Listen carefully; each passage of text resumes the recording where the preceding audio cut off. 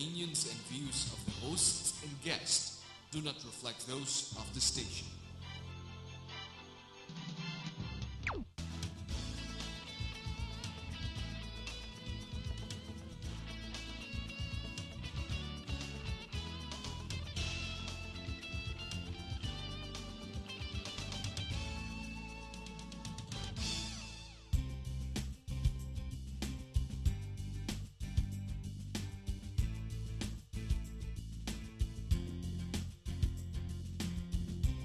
Good evening, ladies and gentlemen. Welcome to Philippines Uncut. I'm your host, Buddy Kunan. And on this show, we talk about everything under the sun. And tonight's topic is about chocolates. And pretty appropriate since it's the beginning of the year. And we've all done with our Christmas and New Year's parties. And I'm sure all of us have had more than our fair share of what is called the food for the gods. And so joining us now to talk about everything you want to know about chocolates are two ladies from Risa Chocolate. And we're talking about, on my right, we have Pamela Lim Cinco, who is the CEO of Risa Chocolate, or Chief Eating Officer.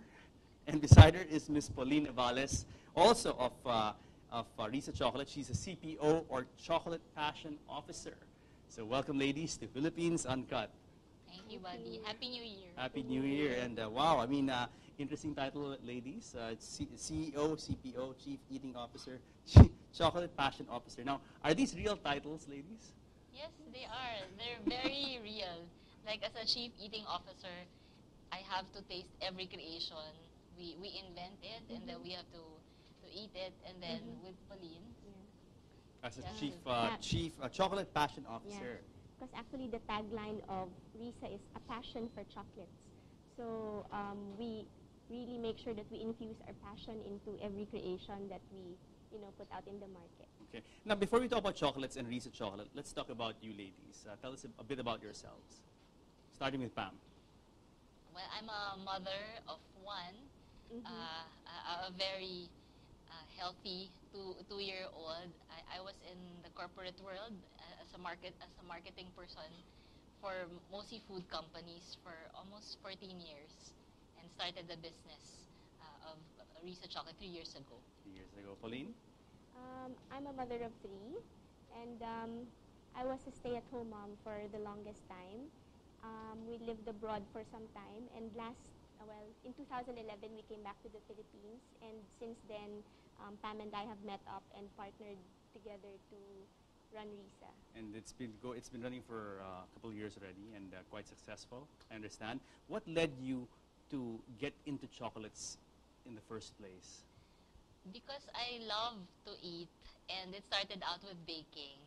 And somehow along the way, I found myself just baking with everything chocolate in it. And when I saw this book by Francois Payard, Simply Desserts, he talked about using the best chocolates that you can find. And at the same time, he had a recipe for truffles. So those two things got me curious about chocolate. And the more I read and asked about chocolates, about the history of every chocolatier, about the history of its cacao, I fell in love with it and decided to pursue it first as a sideline, and eventually when I decided to just pursue the passion, threw everything away and just made it into a business. Turned away from the corporate sector and became an entrepreneur, 100% entrepreneur now. Yes, you do this full time. How about you, Pauline? What led you to the fascinating world of chocolates? Well, of course, you as a kid, you grow up eating chocolates mainly as a reward and, as a present from people who come home from somewhere else, or, it's really something special. So it's always been special to me. And when we lived abroad, I tried different kinds of chocolate as well. And it's always been a pleasurable experience. And when I met up with Pam last year and I tried Risa Chocolate for the first time, it was really for me, an experience of beauty for me. And I felt that, we really need to share this with people because it makes you happy, And that's what I like about you ladies. Really, it's really, I can feel the passion about this business, about this craft, really. The way you talk about it, your heart is in it, and I think every business should be run like this. If you're going to get into business, it's got to be something you are passionate about. Now, okay, let's talk about chocolate. What is chocolate exactly? Because I'm a layperson when it comes to things like this, when it comes to chocolate. And for me, a chocolate's a chocolate. What is chocolate exactly? Pam? Chocolate is a product of the cacao. Basically, it's made up of the cacao solids, cocoa butter, and sugar. And what comes out of the cacao plant using this, plus a few processes, is what we now know as chocolate. Okay. Now, how old have chocolates been around? I mean, how long have they been around? How older is the history of chocolate making? Like millennia, like in the Mesoamerican period, it was like maybe 3,000 years ago since they started using chocolate.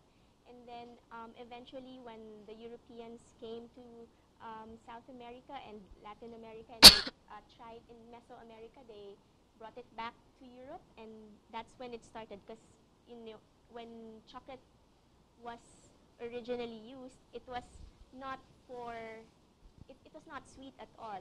They made it into like a liquor, and it was something that they felt brought them closer to the gods. That's why it's called Food for the gods. Because it has natural uppers, so it really brings about a feeling of well-being. Really? Yeah, so it has various chemicals that's linked to making the brain feel happy. Yeah, I've read about that. I've read that somehow there is a link between chocolate and a sensation of high sensation, and not really high, but a buzz that one gets. Is that true? From eating chocolates, does it give you a buzz? Well, we're biased.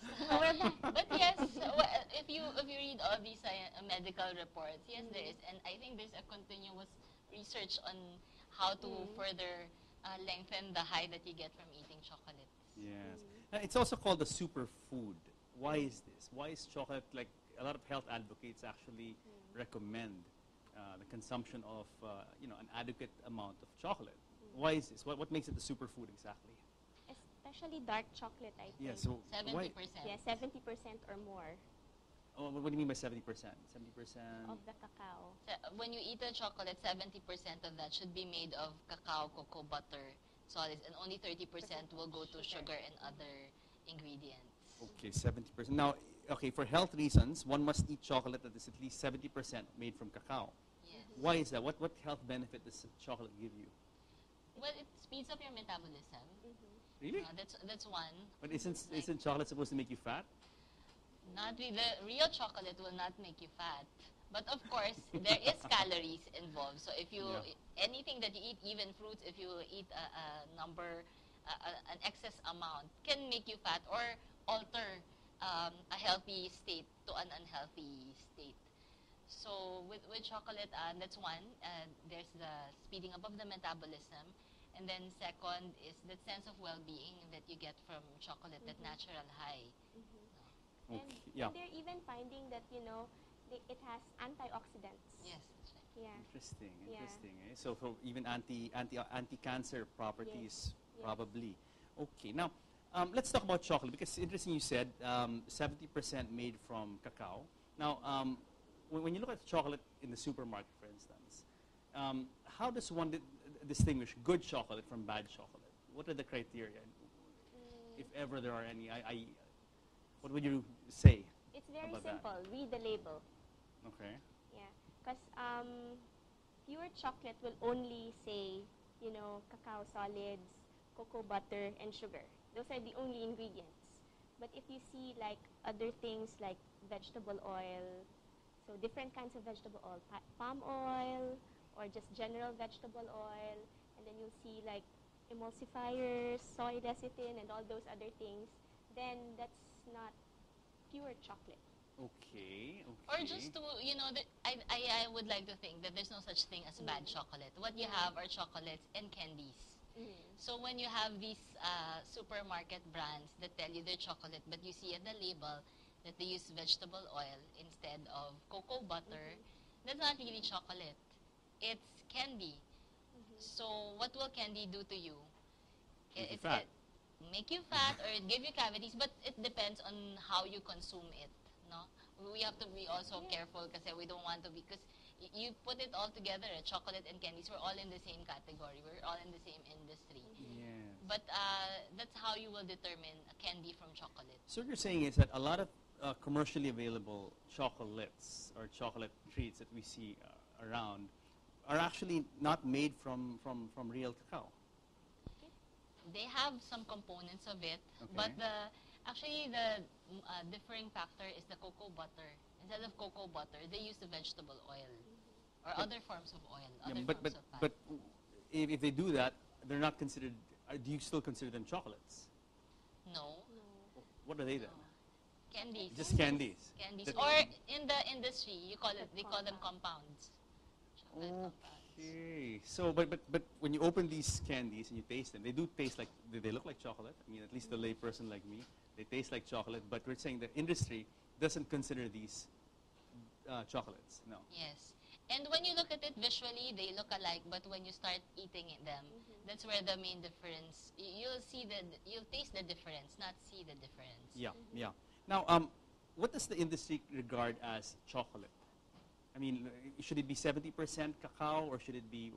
What is the industry No, standard? as long as the industry standard is, you call it chocolate as long as you really use the components of chocolate. There's the cacao, solids, cocoa powder, and the cocoa butter, and even sugar. It depends. If it's milk chocolate, you add milk chocolate, that's still considered chocolate. So that's how it is. That if people will recall a few years back, no, the European Union had a huge debate over this because some of the European countries wanted to use vegetable oil, a little vegetable oil in lieu of cocoa butter to put costs down because chocolate is really expensive. So there was a huge debate, and the French did not want to call the chocolates of these countries who will be using vegetable oil as chocolates because for them, the real chocolate only uses cocoa butter. Cocoa butter.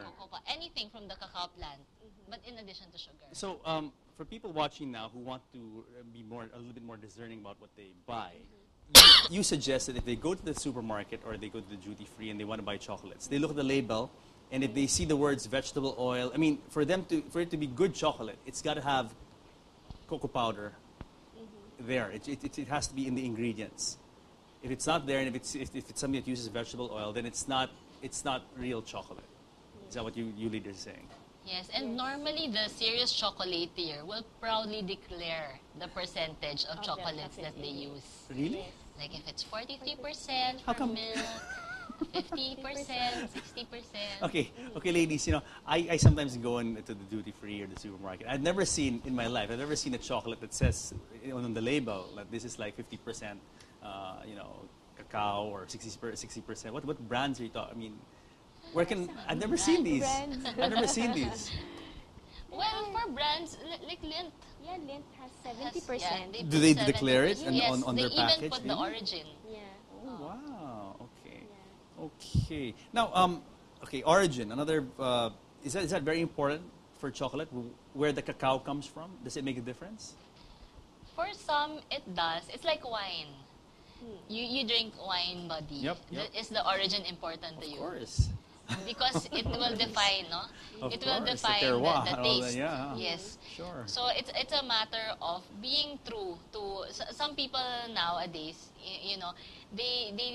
They're proud of the origin because it gives a different kind of taste. Like if your origin is, let's say, from the Philippines, most likely your chocolate will taste either there are a lot of tannins or fruity. Interesting. Depends on the part of the Philippines that you go to, or earthy. Like if you It's like you're talking about wine. Tannins, Yes. fruity, Yes. earthy, no? like if you go for chocolates that came from Venezuelan beans, very strong.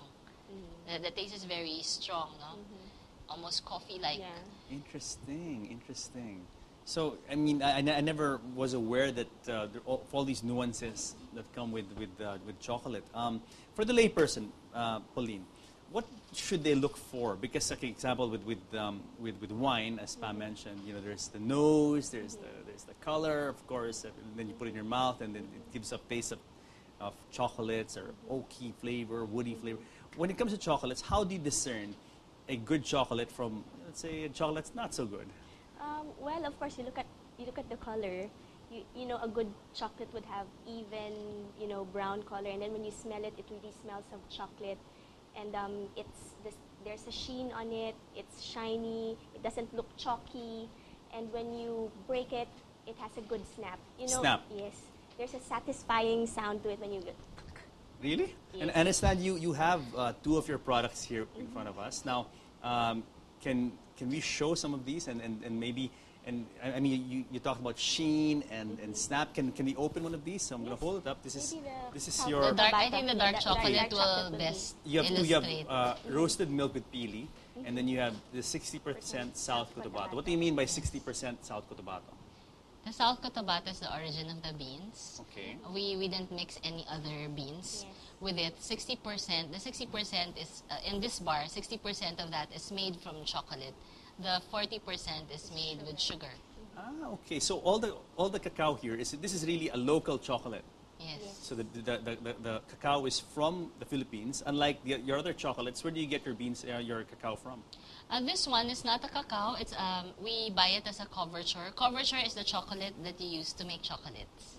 Okay, so this is the one Okay. that you temper, like coming from the bean, and then you ferment and dry the beans. You process it, goes into the grinding of the beans and then the conching of the beans, so that you come out with liquid chocolate, the cocoa butter, and the cocoa powder side. You throw that all in, temper it, and then you come out with chocolate. Before we talk about tempering, I want to pass this to Pauline. And Pauline, maybe you can open it up and show us, maybe show the audience what it is about these that makes this a good chocolate. Because you talked about so many characteristics, and it's good to have a good visual of what you meant by this. So as Okay. you can see, You can turn it upside down. I'll turn it upside down. There. So you see the color is very even, Okay. and if you Can you smell it? can you smell it? Yes. Wow. Nice. So you can nice. really smell Very it. nice. And I mean, it's quite shiny. okay. When you say the color is very even, are there chocolates whose color are not too even? I mean, like like I'm a layperson, and when I open let's say a Hershey bar, it looks even to me. I mean, let's say the color. Then maybe you that's did maybe get a a good chocolate. Okay. Yeah. So it has to be even, like no discoloration, no fading. It has to be an even brown. Yes, ideally. What about the depth of the brownness? I mean, should it be very, very brown? Should No, it depends. Not necessarily. Because that also depends on how much cacao solid is in it. Like, for instance, dark chocolate, so 70% and up, that would, look very dark because it has Yeah. a lot of cacao solids. Yeah. So for milk chocolate, it would look, paler, a paler brown because it has milk added to it already. Okay. How much cacao does milk chocolate have usually? Depends on the manufacturer, but 30 to 43%. And dark chocolate, 60 and above. Yes, but it depends on the country. Okay, why? Yeah, if you're in the US, 50% is already already considered considered dark. Even if it looks white. Yes, but actually, just on the content, you just base it on the content. Okay. So now we're talking about the evenness. Okay, so what else, Pauline, should we know about a good chocolate? So it has to have a good snap. Okay. Okay, snap. I don't Better want to touch snap. it. You better snap. Okay. Yes. So Yes, if there. you can see it, Yes, you can yes. hear it, and even if you leave it out for some time, if it's properly tempered, it doesn't soften too much. So when you touch it, it's still gonna feel firm against your fingers. Yeah. And it melts around 37 degrees, so that's close to your body temperature. So it really melts in your mouth. Literally melts in your mouth. Yes. What about taste? When you talk about taste, are there any characteristics when you talk about good chocolate, the kind of taste it should have, the kind of smoothness in the mouth? And I noticed in the back of your box, and I want to show the audience this because I've never seen a chocolate quite like this. The box is so cool because it actually has instructions on how to eat chocolate. No? Now, briefly, tell us about these instructions, Pam. Well, how to enjoy your chocolate involves, first of all, I have to tell you that the reason why you have good chocolate, like usually it's small, because you already get the satisfaction in one bite. Versus other, let's say, chocolate candies, you need to eat like 2 or 3 bars before you get that satisfaction or the chocolate taste. No? So the best way to enjoy it is you smell it. You look at it, you smell, use all your senses, and then you snap into it, and then when you put it in your mouth, don't chew immediately, just let it slowly It melt. says here in the instructions, let Yeah. it sit on your tongue and allow the chocolate to melt and release its flavors. All the flavors, because chocolate has at least 20 different kinds of flavors going on in there. That's why you can never have an artificial flavor that can replicate chocolate because it's so complicated to copy all those I flavors. guess even like, something fine like this, like wine, it's impossible to make something that tastes like wine. You have to make wine, a good wine at least, no? I mean, there's no wine substitute, for instance. That's right. That's right. I think chocolate, the same thing. Yes. Okay, let's talk about your company, Risa. Why is it called Risa? Is it an acronym for a name? Are you one of your daughters named Risa? No, we've been asked that several times. It actually comes from the Spanish word sonrisa, which means smile. Because really, we want to elicit that smile, with every bite of the chocolate. And since I partnered up with Pam in Risa, my favorite pastime is watching people eat our chocolate for the first time. Yeah, because then, especially the truffles, when we sample out in bazaars, and you give the chocolate to an unsuspecting customer, and then they put it in their mouth, and then you can see that their eyes really light up because when the chocolate starts to melt on their tongue and the flavors are released, it's really something else. What makes Risa different from other chocolate brands? I mean, what makes you girls, you ladies, different? Your product? Well, aside from our preferences for chocolate, it's the things that we believe in. Any chocolatier will have the basics. You have the chocolate bar, you have the packaging, but you will see we put a lot of care into the kinds of flavors that we choose, into the product format that we sell. Actually, it's easier to just sell bars because that's the most sellable. It's the easiest to make. Yeah. Okay. But we started with truffles because for us that's the best way to introduce It's a chocolate. niche, and that's a niche market right there. I mean, in terms of customer preferences, no? Not everyone likes or is And not everyone knows what a truffle is. Yeah, what a truffle is. And even Sure. the packaging, it reflects on what we believe in. It reflects our own passion. I'm not saying that other chocolatiers are not as passionate, but this is who our chocolate is.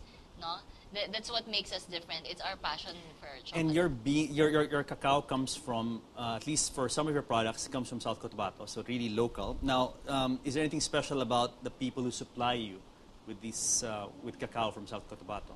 Yes. He's actually, I think we can mention naman, no?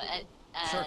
Because we're very proud to be carrying the beans of Cablon Farms in South Cotabato. If you know of Cablon Farms, they have other products also like their tablea and their... So they've really been in the chocolate business a long time, these guys. Cablon Farms. They've been in the agriculture Agriculture business business for a long time. So a lot of care has been put into the farm. It's not just any other farm where you just choose. They are very picky with how the things that they grow, how they grow it. Organic. Their beans are organic. The beans are organic. Okay. Even before this organic Became trend, hip. yes, Started. he was already into this. Would you consider your chocolates, or I mean, at least your South Cotabato product, would you consider this chocolate organic? Could you consider it organic? I guess yes, for the cocoa sugar. Yeah. The Isa pa yan, cocoa cocoa sugar. sugar. Let's talk Yes. quickly before we pause for a break. Talk about cocoa sugar. I mean, this is a rage now because people are saying it's supposed to be healthier than cane sugar. And you ladies are using cocoa sugar for your products. Just for one. Just for a particular bar. Okay. So we have a 60% South Cotabato bar made with cocoa sugar, and the cocoa sugar is also organic, together with the cacao beans used Wow. for the chocolate. Okay. Well, I'm gonna try before we pause. I'm gonna Yes. try a piece because you said you like to see the reaction of Yes, please. people, and I've never had your product. This is the first time. I'm gonna give it a shot. Let it sit in your mouth. Don't chew first. I'm not chewing. Very nice. Really, you really like it? Are you a dark chocolate person? Absolutely. Oh. I don't like white chocolate, but this is very good. Very good. Very rich flavor, very deep, and as you said, the flavors kind of just explode in the mouth after you let the chocolate sit there. Now, is this the experience that you ladies are trying to push when you talk about Risa, a passion for chocolates? Yes, absolutely. Yes, because our customers are our best gauge for the quality and taste of our chocolates. If you eat a chocolate that we make and it doesn't make you smile, we take it off. Okay. Now, I'm definitely smiling. I'm definitely smiling. So, ladies, we have to pause our break, but when we come back, we're going to meet your chocolatiers, and we're going to find out exactly what is a chocolatier. Okay. And we're going to talk about tempering, and we're going to have a little demonstration about how to make chocolates, of course. When Philippines Uncut returns.